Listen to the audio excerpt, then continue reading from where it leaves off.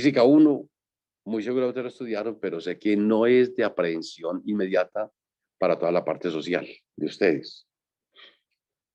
Luego ustedes, a cualquiera que quiera responder, denme un ejemplo de fuerzas conservativas, cualquiera que quiera responder. Solamente que estamos conectados 5, cualquiera de los muchachos. Tengo todo el sindicato de los Santiagos, es increíble, y a Manuel. El compañero Hilario no ha venido, no sé qué le pasó. Alejandro se salió, parece. Y el compañero Sebas es el que nunca he visto, va a seguirlo buscando. ¿Quién nos quiere recordar qué es una fuerza conservativa? Por un ejemplo, no ¿Algún puede ser ejemplo? la gravedad. Muy bien. Por ejemplo, la fuerza gravitacional es conservativa. ¿Qué idea tienen ustedes de fuerzas conservativas? A ver, ¿qué se les ocurre? ¿Qué puede ser una fuerza conservativa?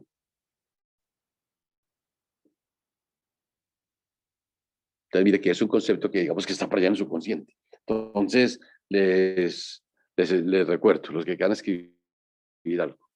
Las leyes conservativas, doy los ejemplos primero. Está el primer ejemplo que nos da Emanuel, que es precisamente la fuerza gravitacional. También están las fuerzas elásticas y muy especialmente las fuerzas eléctricas. Entonces, tenemos 3 ejemplos de fuerzas conservativas muy importantes. ¿Qué son fuerzas conservativas?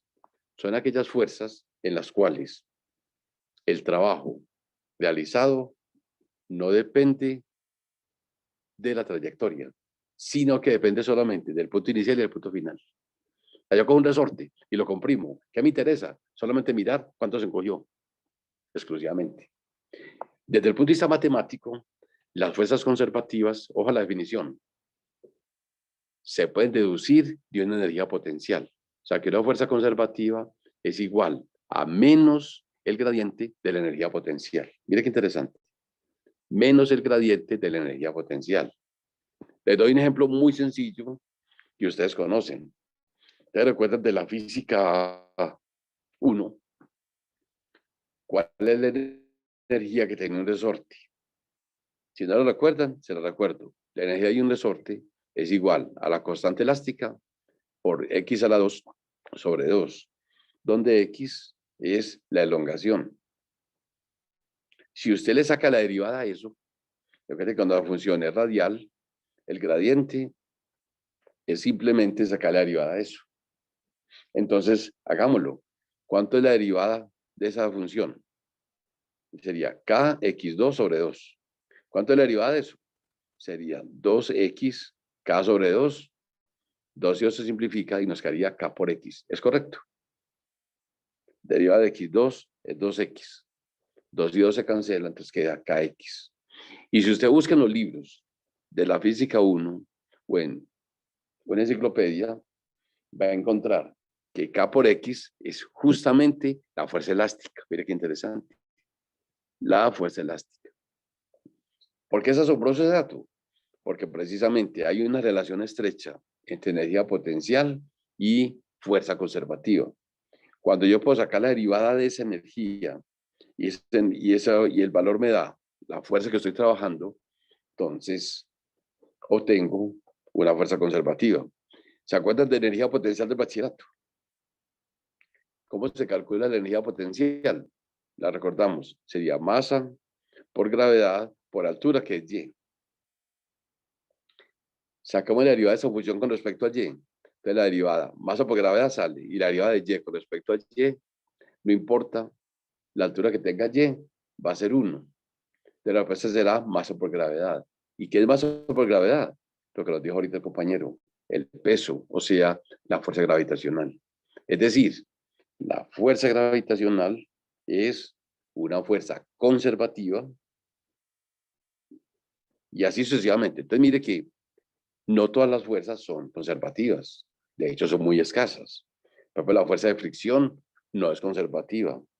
No existe una función potencial donde yo pueda deducirla. Entonces, mire qué interesante. Pero sí existe la relación entre la derivada de la energía potencial de un resorte La derivada me genera la fuerza elástica. La derivada de la energía potencial de un cuerpo me da como respuesta masa por gravedad, o sea, el peso. Entonces recuerden eso. Las fuerzas conservativas se caracterizan porque la fuerza es menos el gradiente de la energía potencial. Ahí hay un ejemplo muy representativo que es precisamente lo que se llama la ley del burro. La menciono mucho porque es una ley valiosísima. Ya les he dicho que la naturaleza siempre trata de producir, como hemos dicho, eventos donde se gaste el mínimo de energía. Esa es una ley de la naturaleza. Como decía, los ríos en verano se alargan y se alargan y se alargan, produciendo meandros, tratando de consumir el mínimo de energía. La luz hace recorridos fantásticos, tratando de gastar siempre el mínimo de energía. De hecho, hay un teorema que es el teorema de Fermat, que se demoraron 500 años para demostrarlo. Uno de los retos que hay con la civilización, pues una de las contribuciones de Fermat. Ella tiene entonces una idea primaria muy importante. Igual va a ocurrir. La energía potencial, por ejemplo, de las cargas eléctricas, sería, por ejemplo, Q1 por Q2 sobre R. Al sacarle la derivada a eso, ¿cuánto es la derivada de 1 sobre R? La derivada de 1 sobre R será, colocarlo arriba, R a la menos 1. El derivada de R a la menos 1 será menos 1 R a la menos 2. Entonces, por eso es que la fuerza de Coulomb, o sea, la fuerza eléctrica, es carga 1 por carga 2 sobre R a la 2. Ahí ya afecta solamente la constante. Entonces, mire qué interesante. La fuerza eléctrica es una fuerza conservativa porque se puede deducir de la energía potencial entre dos cargas, que es simplemente carga 1 por carga 2 sobre la constante por R. Entonces ya les queda claro. Entonces, la ley del burro es esa precisamente, gastar el mínimo de energía. Les decía que en la naturaleza, los ingenieros siempre han tenido como ejemplo para hacer las carreteras, perseguir un burro, y que se vuelve pues como algo coloquial, decir, entonces en la carretera, suelte el burro y persígalo. Entonces hay un trazo donde el hombre se va a gastar el mínimo de energía. Y ese camino, y todos sabemos eso, o sea, yo no puedo hacer un carro que tenga tanta potencia de subir de montañas, de forma recta. O sea, uno mira pueblos, ustedes han viajado a muchos pueblos, usted ve el pueblo, por ejemplo, llegar a Mocoa, pues se va a Mocoa en la parte de abajo, y arranque pueden ser 2 horas para poder llegar a las curvas. Lo mismo por el sector de Ituango, etcétera. Que hay que empezar a bajar. Usted ve el pueblo allá, por ejemplo, Toledo, y hágale, hasta que logra llegar. Siempre siguiendo la ley del burro, la fuerza conservativa que se genera. Un detalle que tenga presente. ¿Qué es la palabra potencial? La palabra potencial o voltaje es un término que manejamos mucho los ingenieros electrónicos. Pero, ojo, vaya sorpresa. Yo le pregunto a alguno de ustedes, sin pastelear, que me diga qué es voltaje, y le cuento que con el perdón de ustedes, y pues todo lo hablo bien, pocos serían capaces de definir la palabra voltaje. Y mire que manejamos todos los días. Esto no resiste, este capacitor no se puede conectar sino a 12 voltios. En mi casa, esta máquina se conecta a 220 voltios. A esta máquina es trifásica, entonces aquí tengo estas fases. Bueno, pues mire que hay términos que están metidos, nosotros como ingenieros lo manejamos. De hecho, la mamá nos dice perfectamente, no, esa ducha es ni queda 120, es a 110 voltios. Y el papá perfectamente le menciona el término sin que sea ingeniero. La palabra voltaje se la recuerdo, la definición, sé que la mayoría no la recuerda, y yo les cuento que dicto muchas conferencias en varias de las represas, y como hecho jocoso, muchos ya me dicen que yo soy el ingeniero del voltaje, porque pues, a muchos les pregunto, ¿qué es voltaje? Todo el mundo reventado de risa. Pocos saben qué es voltaje. La definición de voltaje se lo voy a decir para los que no la recuerdan, o sea, la mayoría. Voltaje es la variación de la energía potencial con respecto a la carga. Dígame que si me acordaba de esa definición. ¿Alguno se acordaba? ¿Cómo se quedan callados? Difícil recordarla, ¿cierto, ingenieros? Es un término que no parece social. Entonces, ténganlo muy presente, ese detalle. Y ténganlo por ahí anotado. Te repito, el voltaje se mide en voltios. Lo más técnico de sí sería hablar siempre de diferencia potencial. Uno siempre registra diferencia de potencial con respecto a, por ejemplo, con respecto al chasis, con respecto a algún nodo. Lo que pasa es que uno ya se acostumbró tanto a la palabra voltaje que uno simplemente nunca dice diferencia potencial. Uno ya, pues, como técnico, como ingeniero, simplemente, ¿qué voltaje hay ahí? Ya. Mentalmente estamos sobreentendiendo que tenemos una tierra. Y de hecho existe. Usted mire el contador de su casa o de la empresa y ahí están todas las fases que usted quiera. Pero hay un pedazo allá, un tornillo marcado que sabe que ahí esa es la tierra. Eso está marcado, eso está representado, eso es mundial. Coge cualquier máquina, yo sé por el símbolo de tierra, porque es que eso es natural. Listo. Entonces no le olvide esa definición, que la vamos a utilizar mucho. Entonces, concepto importante. Hay una relación estrecha entre voltaje y campo eléctrico. Mire qué interesante. Precisamente, no es fácil medir campos eléctricos de manera directa. O sea, aquí tengo ese aparato que se llama el campo electrómetro. No, no es fácil. Pero a cambio, en cualquier laboratorio del mundo, en su casa, en la mía, yo tengo un voltímetro. Tengo un multímetro y una de sus funciones es medir voltios. Entonces, vamos en orden. Entonces, recuerden, el voltaje es medible en cualquier parte del mundo. El campo eléctrico lo podemos medir indirectamente teniendo un conocimiento de cómo están distribuidos los voltajes en cierta región. Entonces vamos a ver eso. Entonces, detalles importantes. Primer detalle, relación estrecha entre voltaje y corriente. Segundo, nosotros vimos que el rotacional, hay una propiedad por allá donde dice propiedades del álgebra vectorial. El rotacional del gradiente de una función siempre da el vector nulo. Recuerden esa propiedad. El rotacional del gradiente de una función siempre nos da el vector nulo. O sea que si yo le sacara el rotacional a la función potencial, que es lo que vamos a ver, te nos va a dar una medida del vector nulo. Entonces, para que tengan anotado, un campo eléctrico se puede expresar como menos el gradiente de la función potencial. Entonces, tomen nota. Es posible que lo que tome, ahora te lo platico acá en el documento, mi estimado Emanuel. Listo, vamos ahí despacito, muy bien. Ahí van viendo algunas relaciones para recordar. Se las complemento acá. Leámoslo arriba. Cuando una carga de prueba se tiene, sabemos que la fuerza es carga por campo eléctrico. La fuerza es de tipo conservativa, que ya lo conocemos. Y observemos acá lo que ocurre. El trabajo realizado es simplemente fuerza por distancia, recordamos del bachillerato. Fuerza por distancia nos da trabajo. El trabajo está relacionado con el cambio de energía cinética o el cambio de energía potencial. Cuando usted va en su auto y va, por ejemplo, a 80 por hora y quiere pasar a 200 por hora, esa medida de cambio de energía cinética automáticamente se convierte en trabajo para el motor. Si está en el cuarto piso y quiere llevar algo al sexto, ese cambio de energía cinética entre el cuarto y el sexto es una medida del trabajo a realizar. Por eso decíamos que las fuerzas conservativas solamente interesa cargar del cuarto piso hasta el sexto piso. Entonces vamos llegando al concepto de trabajo, fuerza por distancia. Bien, avancemos otro poquitico, mi estimado. Allá en la parte de abajo, siempre que allá dice, definición de voltaje, mírenlo allá.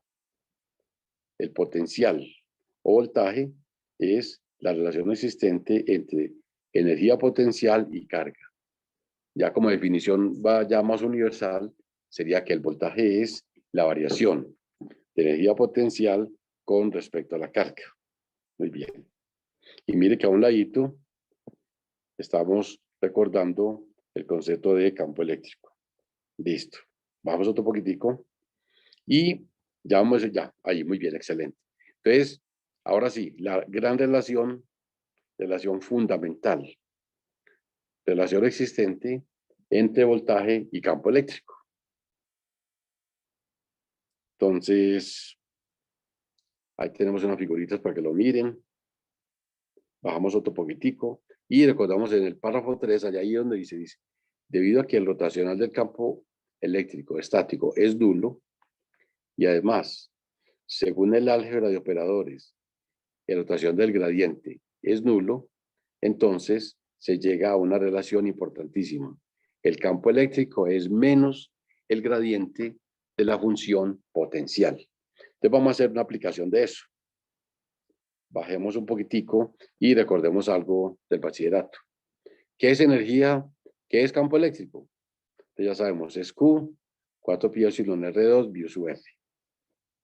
Y también sabemos que campo eléctrico es menos el gradiente de la función potencial.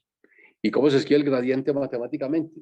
Vemos que el gradiente, cuando la función depende del radio, es simplemente la derivada. O sea que simplemente eso es menos la derivada de voltaje con respecto a R. Igualamos, bájate un poquitico más. Muy bien. Igualamos los dos, no, déjamela bajito que lo que la deducción. A ver, otro poquitico, bájate un poquitico. Entonces, mire, entonces, ¿qué nos queda? Se ven ahí. ¿Qué es ese? Es menos dB/R. ¿Y qué es la parte de acá? Entonces vamos a hacer la integral de Q sobre 4pi epsilon R2. Si R2 lo colocamos en el numerador, nos quedará como R a la menos 2. ¿Y cuánto es integral? ¿En cuánto es integral de R a la menos 2? Se le suma 1 al exponente, entonces quedaría R a la menos 1. Y menos 1. Entonces R a la menos 1 es 1 sobre R. Entonces obtenemos una fórmula muy importante. El voltaje o el potencial que produce una carga eléctrica a su alrededor es Q sobre 4pi epsilon R. Obviamente, ¿qué indica eso? Que si la carga es positiva, entonces da positivo. Y si es negativa, da negativo. O sea que los potenciales, como todos sabemos, pueden dar positivos o negativos. Y ya sabemos que en el mundo práctico, si estamos haciendo una medida y nos da, por ejemplo, menos 8, pues en el mundo práctico simplemente podemos mover las dos terminales y encontramos que nos va a marcar positivo. Entonces, nos estaría marcando un valor absoluto. Entonces, a partir de este momento, vuelvo y le recuerdo, campo eléctrico es menos el gradiente de la función potencial. ¿Cómo se calcula el gradiente? Sacando la derivada a la energía potencial con respecto a R. Pero la energía potencial se mide en voltios y R se mide en metros. Entonces ahí está la deducción. La unidad más importante para medir el campo eléctrico es voltios sobre metros. Entonces ahí sale la formulita que va a ser muy útil. Nos va a quedar que el campo eléctrico es el voltaje sobre la distancia. Te recuerden, cuando tenemos placas paralelas, el campo eléctrico es simplemente voltaje entre las dos dividido por la distancia entre las dos placas. Ejemplo significativo, el osciloscopio. Todos hemos manejado el osciloscopio. Tenemos unas placas que controlan el movimiento vertical y otras placas que controlan el movimiento horizontal. Igual, un televisor tiene unas placas, por eso hay una fuente poder atrás, y esa fuente nos va a ayudar a controlar el vertical y el horizontal, que es simplemente placas con separación. Por decir, 50.000 voltios, placas separadas, por ejemplo, 40 centímetros. Entonces, el primer cálculo importante en la tecnología es precisamente mirar ese dato, que el campo eléctrico lo podemos dar en voltios sobre metro y simplemente es voltaje sobre distancia. Fórmula de carácter técnico importantísimo, porque uno en el mundo práctico, les decía ahorita, yo nunca me voy a enfrentar a calcular newton sobre coulombio, eso es impráctico, pero y ahora sí, tener medidores, tener forma de ir mirando hechos completamente prácticos como son el voltio sobre metro. Bien, termino esta sección, es otro pequeño descanso, recordando un teorema muy famoso en las matemáticas, que es precisamente que lo vieron posiblemente con Sandra Vicky o con Erika en los cursos de varias variables, que es hay unos teoremas que llaman el teorema de Gauss, posiblemente vieron el teorema de Green y el teorema de Stokes. Los que no lo recuerdan, se lo recuerdo en este momento.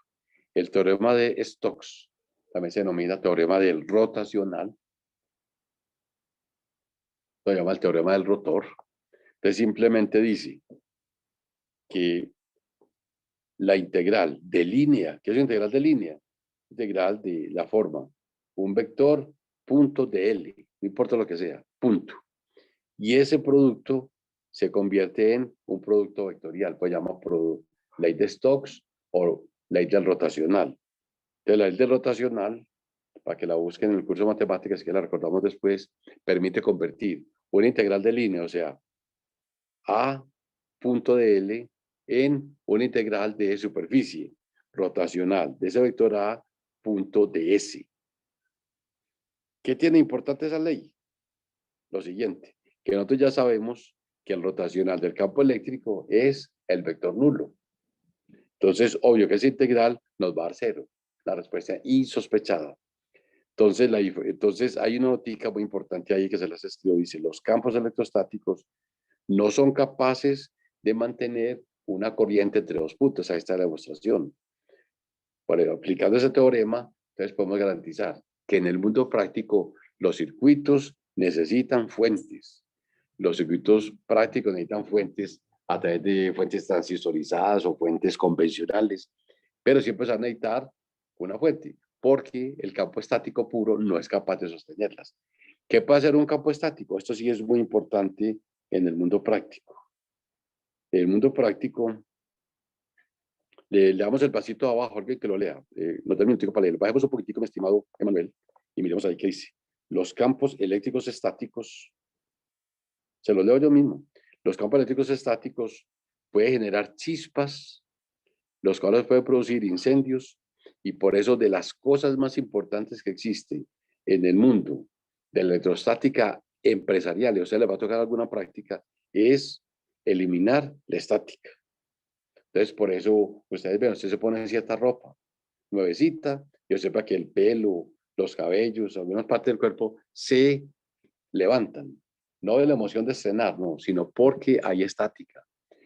Por ejemplo, las policromías, todo ese montón de estampitas que hacen para la Nacional de Chocolates. La máquina que hace eso produce 50.000 por minuto. Entonces, esa máquina genera una estática impresionante. O sea, no puede estar ahí cerquita. Entonces, esas empresas tienen herrajes, pero herrajes gratísimos. Y usted va el chispero, todo ese chispero va a tierra. En la Nacional de Cafeteros, todo ese café baja a grandes velocidades, eso genera una estática arriba. Entonces, toda esa estática hay que hacerla llegar al piso por medio de, por ejemplo, hay cositas de agua, goticas de agua que pueden hacer que eso se vaya a tierra. Hacemos descanso otros 5 minuticos y volvemos para que sigamos hablando de ejemplos de la electrostática y luego dedicamos ejercicios. Muchas gracias a Manuel por la grabación.